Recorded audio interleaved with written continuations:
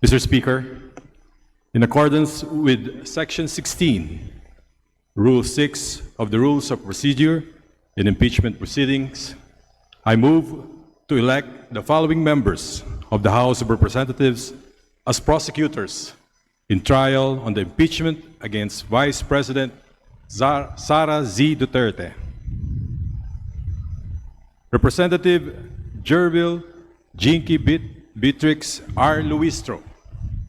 Representative Terry L. Ridon. Representative Ramon Rodrigo L. Gutierrez. Representative Isabel Maria J. Zamora. Representative Lawrence R. Defensor. Representative Jose Manuel Tadeo Shell Jokno. Representative Leila M. De Lima. Representative Kaka J. Bagao. Representative Jonathan Keith T. Flores. Representative Lorden G. Suan. And last but not the least, Representative Joel R. Chua. There is a motion to elect the aforementioned members as prosecutors in the trial on the impeachment against Vice President Sara Z. Duterte. Is there any objection? The chair hears none. Motion is approved. Majority Leader. Mr. Speaker, I move to suspend the session until tomorrow, 3 p.m. Is there any objection? The chair is none. The session is suspended until 3 p.m. tomorrow, May 13, 2026.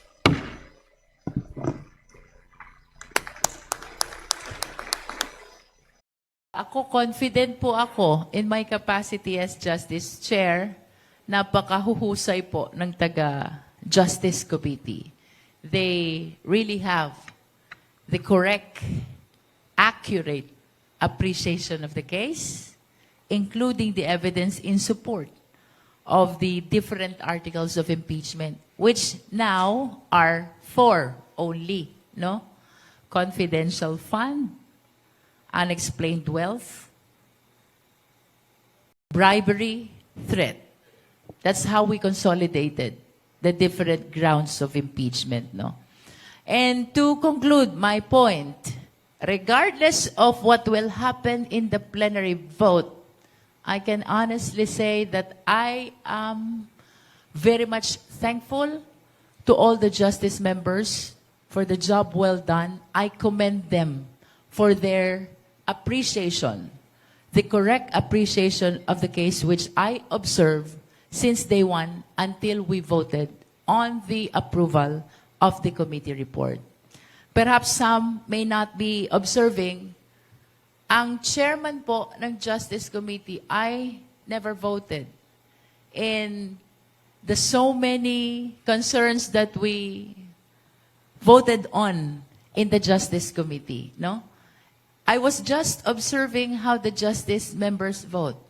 And indeed, I do commend them for their correct appreciation of everything that we resolve before the Justice Committee. Ang daming beses po nilang bumoto. One is on the form, next is on substance, third is on the ground, and fourth is on probable cause. And I really commend how they appreciated both the arguments and the evidence which guided them in voting on these 4 important questions before the Justice Committee. Ano yung magiging role ng private prosecutors as compared to yung prosecutors ng Justice Committee? Well, just on the assumption na makalusot po ito sa plenary, no? Because this is my first time also to participate in an impeachment, if ever, in the trial.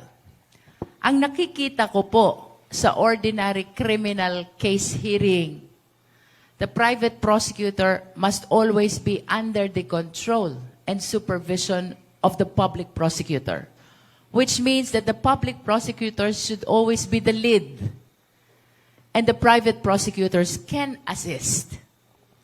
We checked also what happened during the Corona impeachment. Ang sabi ni then presiding officer, JPE, Juan Ponce Enrile, yung mga parliamentary concerns must be done by the public prosecutors. But the private prosecutors can participate both in the direct and in the cross-examination. Ma'am, yung Senado, for lack of better term, ay kilalang kuta ng mga masugid na taga-suporta ng pangalawang Pangulo. Do you think when the trial starts, dadalo ang pangalawang Pangulo dito, bagay na hindi niya ginawa sa kabila ng napakaraming imbitasyon ng inyong komite? I wish to believe na dadating ang Vice Presidente. Why? Not only because of what you said na ito yung kuta ng mga kakampi, no? But because this is her last opportunity to present her evidence. And if she will be missing this opportunity, then we have reason to believe na baka nga mag-result ito sa conviction. I think she should participate fully this time to be able to present her evidence, counter the evidence of the prosecution, dahil wala pa naman pong judgment. This trial may result to conviction, but it may also result to acquittal, depending on the evidence which will be presented by the defense. Because we've seen already the complainant's evidence, no? We've seen them already. They were enough to sustain probable cause, but as to whether they are enough to sustain conviction, it depends on the defense evidence which will be presented. Pero kung hindi maglalatag ng ebidensya ang depensa, we can actually anticipate the appreciation of the senator judges that the complainant's evidence might be sufficient to support conviction because it will remain unrebutted kung walang maglalatag ng ebidensya from the defense. Napakahirap po nun. Kahit po sa ordinary court proceeding, pag naglatag ng ebidensya ang complainant, walang nilatag ang depensa, yun pong ebidensya ng complainant, we consider it unrebutted, unquestioned, no? In which case, there's a big chance of appreciation by whoever will resolve the case. Itong impeachment, isang polarizing exercise. Pero even before this impeachment proceedings, polarized na ang ating lipunan eh. Polarized din yung Senado. Nabanggit niyo yung Corona trial, ganun din naman ng panahon ng Corona trial eh. Polarized na ang Senate, polarized ang lipunan, for or kontra Corona. Pero yung boto, tatatlo ang natira for Corona. Ang tanong ko sa inyo, ma'am, yung ganun bang sitwasyon ay pwedeng mangyari muli? Well, ang daming factors which can actually change the position of the senator judges, no? Well, in fact, medyo unfair nga na parang piniprejudge na natin yung position ng mga senator judges. As you can see, none of them is commenting on the merits of the impeachment complaint, on the articles of impeachment rather, because they are very much conscious that as senator judges, they need to be impartial, they need to be independent. And that is why, apart from political affiliation, the prosecution really have this huge task of presenting the evidence very well, no? Because even if your political affiliation is with the Vice President, if the evidence is so overwhelming that even the general public is already supportive of conviction, how can an ally of the Vice President vote against conviction? If it is seen by the general public, it might cause his own political interest. That's why evidence is very important. Alam po natin na merong existing political affiliation ang ating mga senador. But I am confident that they will be very, very cautious in casting their vote, in deciding on the impeachment, depending on the strength of the evidence which will be presented. Because at the end of the day, sila kasama sa huhusgahan. If they vote against the evidence, and the evidence is so overwhelming, it might cost their political interest. So ma'am, we are hoping for enlightened self-interest ng mga senator judges. I think so. I think so. Just like the members of the House, no? That's how I appreciate it, no? Co-consider nila yung evidence, co-consider nila yung political affiliation, but at the end of the day, ang mananaig sa kanila, the best interest of the Filipino people. Which means that kung ano ang matimbang sa sambayan ng Pilipino, I think they will go for that. Kung magkaroon na unexpected turn of events, merong mag-move sa ilang senators na stop yung trial, what can they do? Dapat may basis. Run to the Supreme Court, gano'n? Well, we do not want to anticipate a situation na just because of political affiliation, they will be moving to stop the impeachment trial. They will be moving not to convene the impeachment court. Dapat may basis. As a matter of fact, we should remember there are, I think, 4 petitions pending before the Supreme Court. All of them are questioning the constitutionality of the proceeding before the House. But to this date, wala naman pong TRO. Wala naman pong injunction. Which means so far, they have not seen any violation of the rules, the Constitution, and the decisions of the Supreme Court in as far as impeachment process is concerned. No? So I hope that the senators will be mindful of the importance of this political exercise. As a matter of fact, there's a specific article in the Constitution dedicated for impeachment. So, the decision of whether to stop or not should not be based solely on political affiliation. Let the people hear. Ano bang dahilan? Bakit gusto mo itong ipatigil?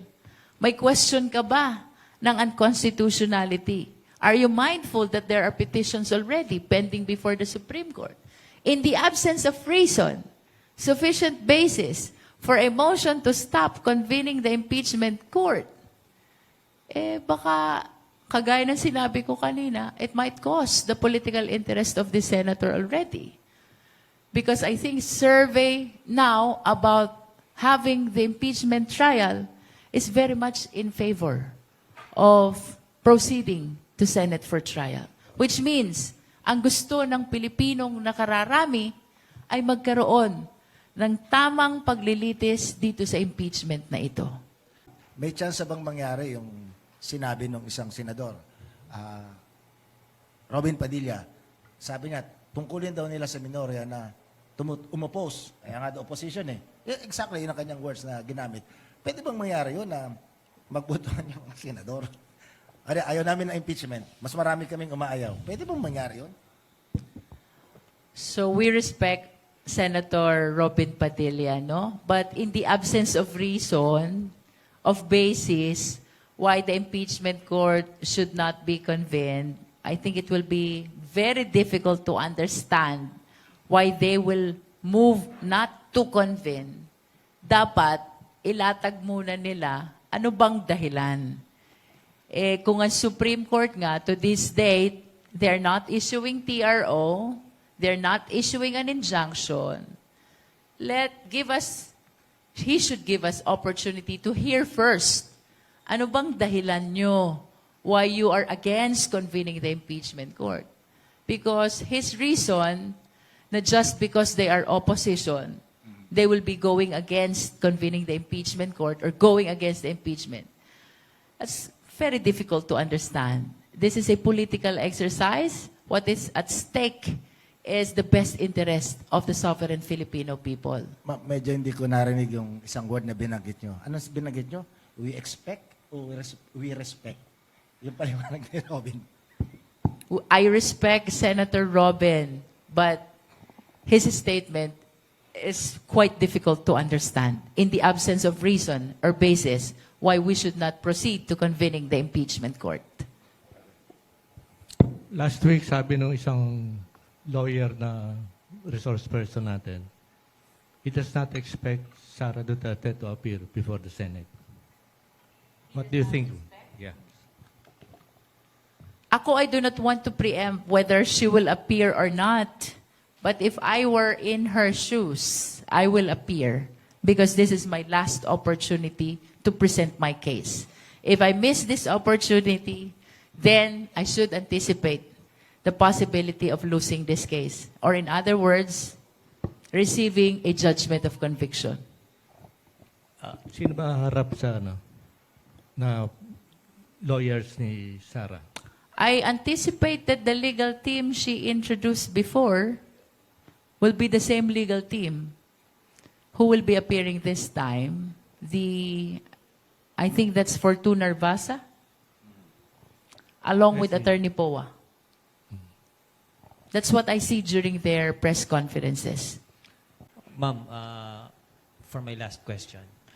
Sa mga kasong ganito bilang abogado, you hope for the best result, di po ba? Pero pinaghahandaan nyo rin na on the contrary yung lalabas na resulta. But sa kasong ito na lubhang sensitibo, kung sakasakaling ma-acquit ang pangalawang Pangulo, anong pakahulugan nito dun sa mekanismo ng impeachment? Well, I am very much positive with what is happening. The fact that the impeachment process is proceeding, it means na we are observing the mandate of transparency and accountability. And of course, we are submitted that in all cases, it's not always conviction. There is an option or a judgment of acquittal as well, no? So we're open to that.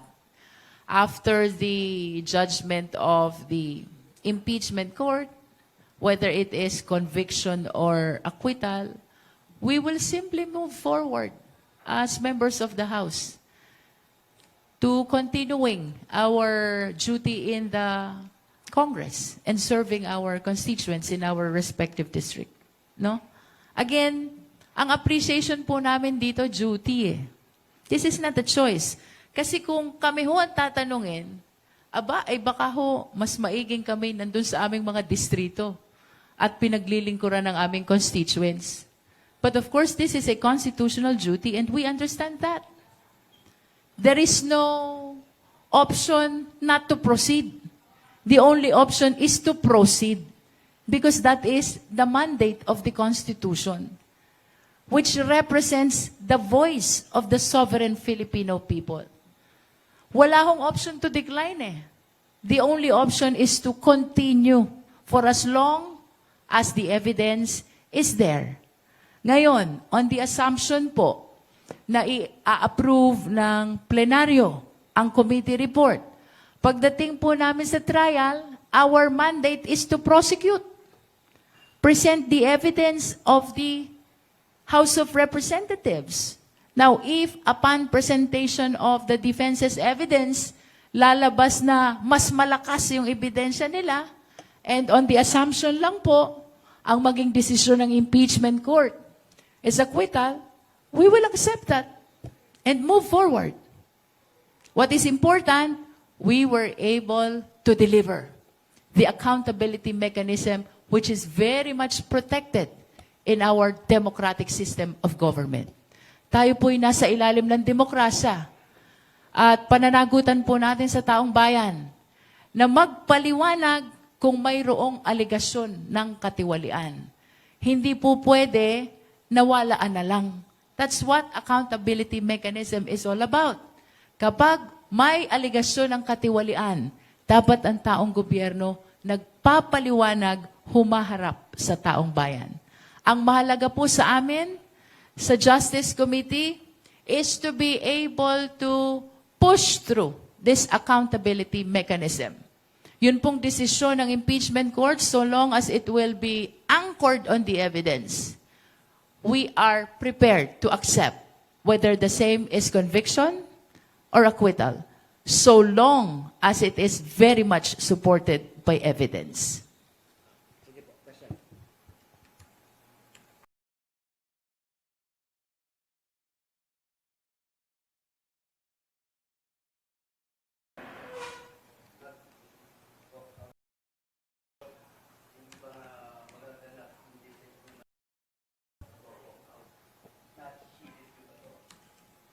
Depende po siguro sa magiging sitwasyon.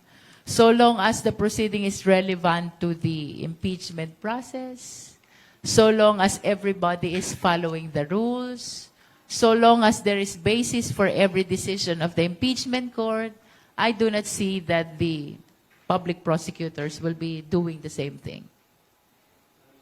Mas gusto po namin, sir, na makarating ito hanggang dulo, so that the people will understand the decision of the senator judges. Sa political side, kasi sabi nga nila, impeachment naman it is also a political trial, political exercise. Ma'am, meron akong naririnig na nagsasabi na mahirap daw tumaya ang isang kongresista, maliban doon sa pressure ng dalawang grupong nabanggit na pag-usapan kanina. Kasi pag ikaw ay bumoto na for impeachment, kay congressman ka o senador, pabor sa impeachment, ang tingin sa'yo, ikaw ay anti-Sara. Kilala kung what you are against. Pero kung bumoto ka rin ng against sa Sara, hindi alam kung saan ka for, kung anong pabor.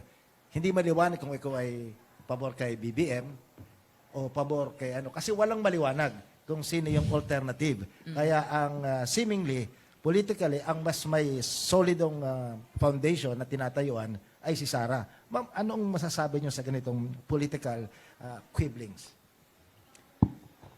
I think this is not about whether you are pro-VP or anti-VP. That is not the question in the impeachment process.